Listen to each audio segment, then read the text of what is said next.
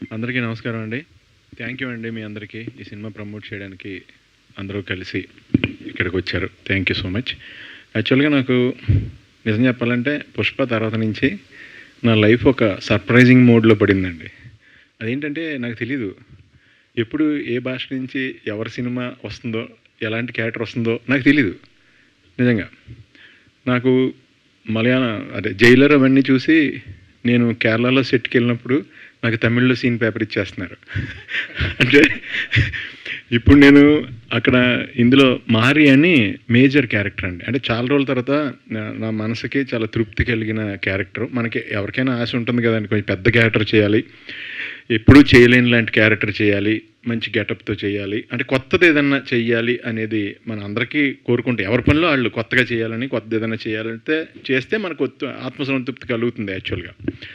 So ఇందులో నేను అసలు కథ విని నాకు అసలు ఫస్ట్ పాల్ నెరేట్ చేశారు కదా, చేసినప్పుడు డైరెక్టర్ గారు అసలు చాలా మేజర్ క్యారెక్టర్ ఇది. నేను షాక్. ఈ క్యారెక్టర్ కూడా యాక్చువల్గా తమిళియన్ క్యారెక్టర్ నాకు వచ్చింది. అది దేవుడి దయ నిజంగా, పుష్ప దయ ఇవన్నీ నిజంగా చెప్పాలంటే. అయితే ఇలాంటి అంటే ఈ రేంజ్ మేజర్ ఇవి ఆల్రెడీ నేను 3 ఫినిష్ చేశానండి. ఇప్పుడు ఎక్కడ చెప్పలా, 1 by 1 వస్తాయండి అవి. అంటే చాలా వెరైటీగా ఉంటాయి, వెర్స్టైల్గా ఉంటాయండి క్యారెక్టర్లో. అది నాకు ఆర్టిస్ట్గా నేను బాగా ఎంజాయ్ చేస్తున్నానండి. ఎందుకంటే same thing, same thing, same item serve చేయకుండా మనకు కొత్త ఐటెం సర్వ్ చేసే అవకాశం వచ్చినప్పుడు మనకి టెన్షన్ ఉంటుంది. ఎందుకంటే అది ఎప్పుడు చేయలేదు మనం. సో టెన్షన్ ఉంటుంది. అప్పుడు టెన్షన్లో ఎక్కువ కష్టపడతాం. కష్టపడిన తర్వాత రిజల్ట్ వస్తే ఇంకా హ్యాపీ ఫీల్ అవుతాం కదండి, యాక్చువల్గా కిక్ కదా. సో అలా నేను చాలా డిఫరెంట్గా నా ప్రొఫెషన్ని చాలా బాగా ఎంజాయ్ చేస్తున్న టైం అండి ఇది నిజం చెప్పాలంటే. సో ఒక్కొక్కళ్ళు ఒక రకంగా డిఫరెంట్గా చూస్తున్నారు నన్ను. చాలా బాగుంది. యాక్చువల్గా షరీఫ్ గారు వెరీ బిగ్ ప్రొడ్యూసర్ అండి. ఆయన సెకండ్ ఫిలిం ఇది. ఫస్ట్ ఫిలిమే చాలా పెద్ద సినిమా తీశారు. ఆయన ఖర్చుకు వెనకాడకుండా సినిమా బాగా రావాలి అని ఆలోచించే ప్యాషనేట్ ప్రొడ్యూసర్స్లో షరీఫ్ గారు ఒకళ్ళండి. నేను ప్రాక్టికల్గా చూశాను ఆయన్ని. అలాగే పౌల్ వచ్చేసి ఆయన చాలా కామ్ అండి డైరెక్టర్ గారు. ఈ సినిమా ఎన్ని ఫైట్స్ ఉన్నాయో, అంత థ్రిల్ ఉందో, ఆయన క్వైట్ ఆపోజిట్ లొకేషన్లో చూస్తే. అసలు మాట్లాడుతుంటే మాట కూడా మనకి ఆయనది సరిగ్గా దగ్గర కూర్చుంటే తప్ప వినపడదు, అంత కామ్ ఆయన. చాలా ఎంకరేజ్ చేశారండి. ఎందుకంటే నేను మలయాళంలోని తమిళ్లోని డైలాగ్ చెప్పాలి, నేను అది తెలుగులో రాసుకుని ప్రిపేర్ అయ్యి మళ్ళీనేమో నా వాయిస్ నేనే రికార్డ్ చేసుకుని అది కంటిన్యూస్ వింటూ అంటే ఎక్కడ రిథమ్ తేడా రాకూడదని వాళ్ళందరూ సపోర్ట్తో చేశానండి. ఈ ప్రాసెస్లో నేను జగదీష్ గారితో చేశానండి. నేను జగదీష్ సార్ సినిమాలు నేను కాలేజ్ టైంలో ఉండగా మమ్ముట్టి గారి సినిమాలు, మోహన్ లాల్ గారి సినిమాలు డబ్బై వస్తున్నప్పుడు ఆయన్ని వేరే క్యారెక్టర్లో, కామెడీ క్యారెక్టర్లో చూశాను. అంటే ఆర్టిస్ట్ క్యారెక్టర్లో చూశాను. అలాగే ఆయన చాలా సినిమాలు హీరోగా చేశారు. ఆల్మోస్ట్ 40-50 సినిమాలు జగదీష్ గారు హీరోగా చేశారు. సో అలాంటి గ్రేట్ యాక్టర్స్తో స్క్రీన్ షేర్ చేసుకుని వాళ్ళ వల్ల చాలా నేర్చుకునే అవకాశం వస్తుందండి నాకు. అంటే ఇప్పుడు అక్కడ జగదీష్ గారి కాంబినేషన్లో నేను చేస్తున్నప్పుడు ఆయన్ని నేను అడిగి, సార్ ఇది కరెక్టేనా, ఇలా చెప్పచ్చా లేదా అని మళ్ళీ ఆయన ముందే ఆయన్ని డామినేట్ చేస్తూ చేయాలి. మళ్ళీ సడన్గా యాక్షన్ అనగానే మళ్ళీ ఆయన్ని డామినేట్ చేస్తూ, అంటే గురువు గారిని అడిగి మళ్ళీ గురువు గారికి ఎదురు పోటీకి దిగిన లాంటి ఇది. అదే అయితే అదంతా నాకు కొత్త ట్రావెల్గా అనిపించిందండి. హ్యాపీగా ఎంజాయ్ చేశాను షూటింగ్ ప్రాసెస్ అంతా. అలాగే నాకు నా సాంగ్ చేసినప్పుడు సారీ అండి, 10 to 12 మధ్యలో అండి టెంపరేచర్. నైట్ వాగమాన్లో రెయిన్ వస్తుంది, గంటకి రెయిన్ వస్తుంది, మళ్ళీ అందరు గొడుగులు పట్టుకుంటున్నాం. నా ఒక్కడికే ఫ్యాన్ పెట్టారండి. 3 రోజులు నాకు చెమటలు కారుతూనే ఉన్నాయి. 3 రోజుల్లో ఫినిష్ చేసాం ఆ సాంగ్. 3 నైట్స్ మాట. ఎందుకంటే 9 దాకా ఎక్స్టెండ్ చేద్దామంటే సూర్యుడు నైట్ షూటింగ్ అంటే పొద్దున్నే సన్ వచ్చేస్తుంది కదా, సో ఎక్స్టెండ్ చేయలేం. సో చాలా బాగా వచ్చిందండి సాంగ్, చాలా బాగా వచ్చింది. అండ్ ఇది వెరీ బిగ్ ఫిలిం అండి ఈ సినిమా.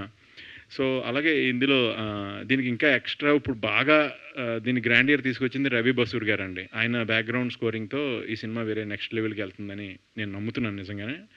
సో ఇంత మంచి అవకాశం ఇచ్చినందుకు నేను నిజంగానే అందరికీ థ్యాంక్స్ చెప్తున్నాను. షరీఫ్ గారికి, పౌల్ గారికి, వీళ్ళందరికీ. అలాగే నాకు ఈ సాంగ్ ఇచ్చిన ఆయన అజనీష్ గారు అండి. ఈ సాంగ్ మట్టికి కంపోజ్ చేసి నాకు ఇచ్చిన ఆయన అజనీష్ గారు.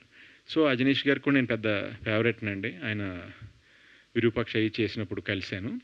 సో ఆ సాంగ్ మట్టికి ఆయన ఇచ్చారు. ఆయనకి కూడా చాలా థ్యాంక్స్ చెప్తున్నాను అందరి సమక్షంలో. థ్యాంక్ యూ అండి. Thank you so much. చాలా మంచి సినిమా ఇది. సో ఇందులో ఏంటంటే చాలా వాల్యుబుల్ మ్యాటర్ అండి యాక్చువల్ చెప్పాలంటే. రఫ్గా నాకు దొరికిన ఇన్ఫర్మేషన్ ప్రకారం బయట ఎక్కడైనా 3.5 crores అంటండి ఒక ఏనుగు దంతం. ఒక ఏనుగు దంతం 3.5 crores అంటే ఆల్మోస్ట్ 3 హైర్ అండ్ BMW కార్స్, జనరల్ హైర్ అండ్ అంటే ఆల్మోస్ట్ ఒక ఫ్లాటు ఇంత సైజులో ఎక్కడో గొయ్యి తీసి వర్షం వచ్చినా ఏమవుతుంది అంటే దాచుకోవచ్చనమాట ఎవరన్నా అది ఇదంటే. సో దీని గురించి ఎందుకంటే దీన్ని దాయటం చాలా too much costly valuable item, but easy to hide, very easy to hide. అందు గురించి దీంట్లో మూవ్స్ కానీ అవి కానీ ఇవి కానీ చాలా కొత్తగా చాలా న్యాచురల్గా బాగుంటాయండి ఈ సినిమాలో. అన్నీ లాజిక్కి మ్యాక్సిమం దూరంగా వెళ్ళవండి, ఫైట్స్ ఉన్నాయి ఏమున్నా అవన్నీ. సో వెరీ బిగ్ ఫిలిం అండి. నేను చేసినట్లు వన్ ఆఫ్ ద ఏమంటారు కాస్ట్లీయెస్ట్ ఫిలిం నిజంగా చెప్పాలంటే. ప్రొడక్షన్ సైడ్ చాలా ఎక్కువ ఖర్చు పెట్టి తీశారు. ఇది ఈ పాయింట్ అందరికీ కనెక్ట్ అయ్యే పాయింట్ అండి. ఈ లాంగ్వేజ్ ఆ లాంగ్వేజ్ అని లేదండి.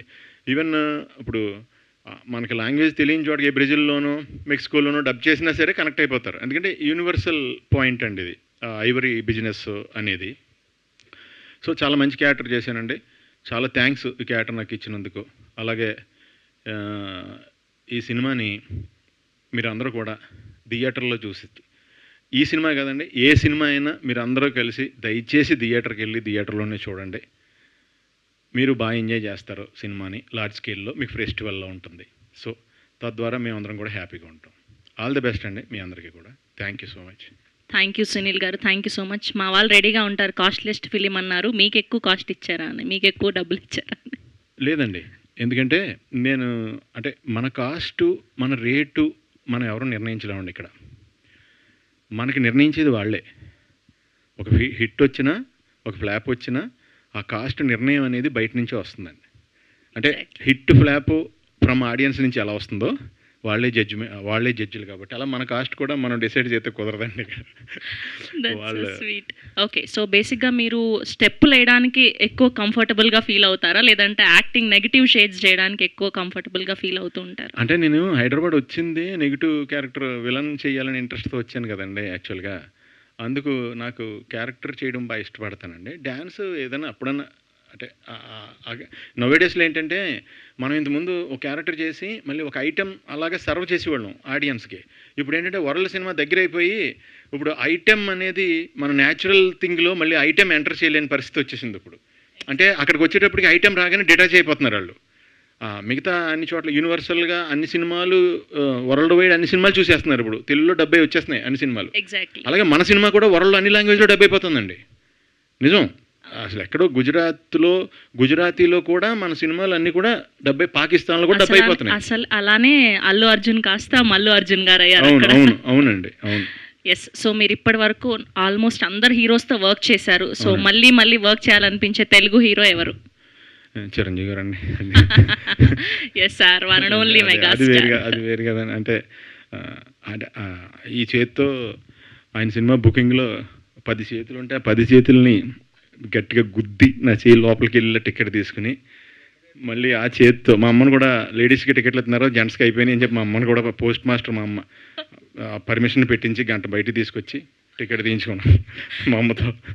సో ఆ చెయ్యి నేను వెళ్ళి ముట్టుకున్నప్పుడు ఈ చేతితో టికెట్ తీసుకున్నాను కదండి. ఆయన చూసే డ్యాన్స్ మీద ఇంట్రెస్ట్ వచ్చింది, ఆయన చూసే యాక్టింగ్ మీద ఇంట్రెస్ట్ వచ్చింది, ఆయన చూసే ఈ లైఫ్ వచ్చేసింది అంతే.